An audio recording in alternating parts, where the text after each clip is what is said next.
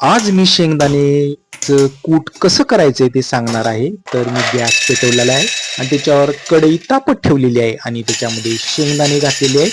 आता बारीक फ्लेमवर आपल्याला शेंगदाणे हलवत राहायचं आहे.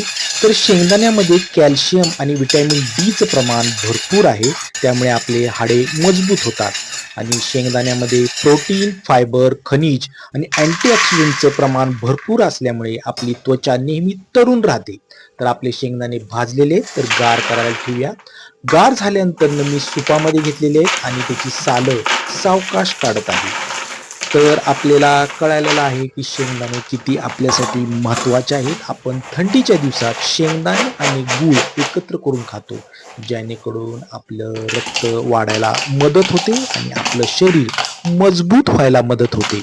तर हे मी शेंगदाण्याची सालं पूर्ण काढलेली आहेत आणि आता सुपामधनं ते पाकडून घेऊन त्याची फुलपट एका प्लेटमध्ये काढत आहे. तर माझे यूट्यूबवर 200 सबस्क्राईब झाल्याबद्दल मी प्रत्येकाचा आभारी आहे आणि फेसबुकवर 1200 फॉलोवर झाल्याबद्दल मी प्रत्येकाचा मनापासून खूप खूप अभिनंदन. तर अशा तऱ्हेने माझ्यावर प्रेम करत राहा आणि मी असे छान छान व्हिडिओ तुमच्यासाठी पाठवत राहीन. तर हे आपलं मिक्सरवर शेंगदाण्याचं कूट तयार होत आहे. तर आपण गप्पा मारत बसूया. आज विषय काय वेगळा आहे.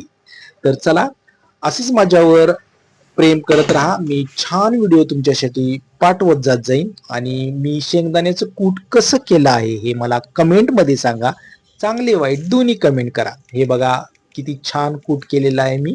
तर चला, शेंगदाण्याचे तुम्हाला मी फायदे सांगितलेले आहेत. तर आपण शेंगदाणे खायला सुरुवात करूया. तर थँक्यू.